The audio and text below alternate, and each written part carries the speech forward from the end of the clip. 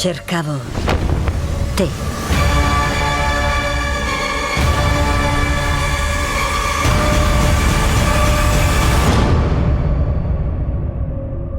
So, in this movie, Doctor Strange has a very important cape. Do you think that Thor, Loki, and Vision in particular will be pissed off by that? Oh, they're going to be so jealous. Well, first of all, it's not a cape. His is technically a cloak, Yes. which makes it, I think, already a little better, fancier. But yeah, his cloak is sentient. His cloak has personality and charm, and theirs just seems to hang there. Yes. He's a scientist, a doctor, because Yeah. we have to be specific. Yeah. He will be the third scientist of the Avengers team. Do you think that, in your opinion, he will be more a friend with Tony Stark or Bruce Banner? Oh, he would be more of a friend with Bruce Banner. Yeah, because Bruce is an altruistic research scientist, and Strange is a medical doctor. So they're always about the good of humanity. That's their nature.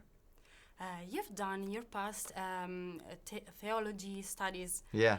Did that help you with this movie? Because we have a lot of meditation, ancient religions. Yeah, I mean, there's a lot of spirituality in the movie, Yes. and I wanted it to be a movie that transcended any kind of religious feeling, and instead really got into what we all sort of basically understand as the way life works.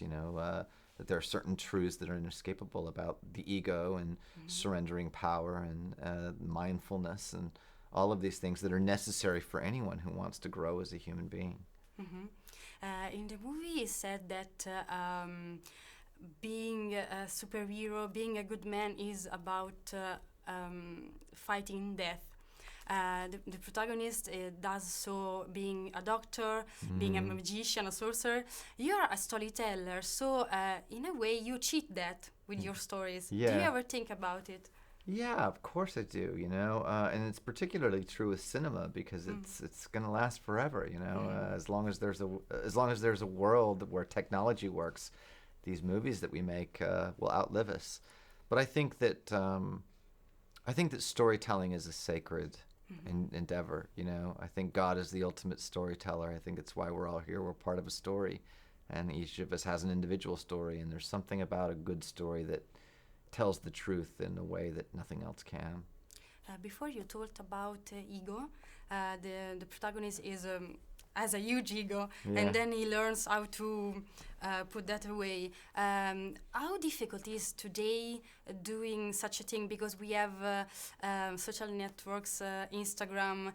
Actors are always at the center of the attention. How can we learn to put our ego away? I mean, it takes conscious effort. You have to make the decision to do that. It's not going to happen for you. It's not going to happen accidentally. You have to recognize the role that it plays in your life and rebel against it. And nowadays, that's the only true rebellion left. The only true rebellion is to rebel against having everything you want and making everything the way you want it to be and living for yourself. I really believe in living for something bigger than myself, and I found great satisfaction and meaning in my life when I live that way. In the movie, hands are a very powerful metaphor because hands are what defines us better as human beings. With those, we can do things, build things, feel, communicate. How was make Benedict Cumberbatch hands really speak in the movie?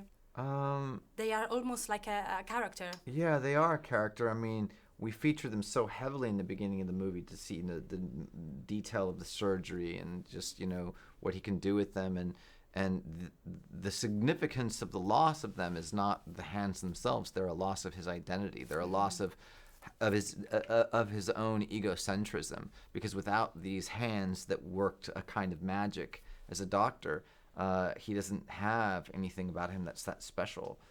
And it's those very hands that become the source of magic. It's gesturing. It's why gesturing is where magic comes from in this movie.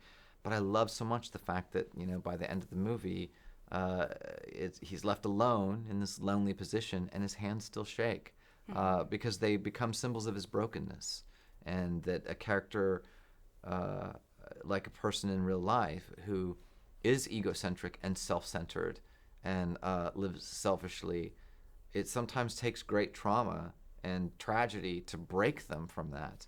And once broken, always broken, but broken for the good, you know. And many of my, if not all of my favorite people are broken people. Thank you. Thank you I really so much. enjoy your movie. Thank you so Amazing. much. That was a great interview. I loved it. Thank you. Thanks.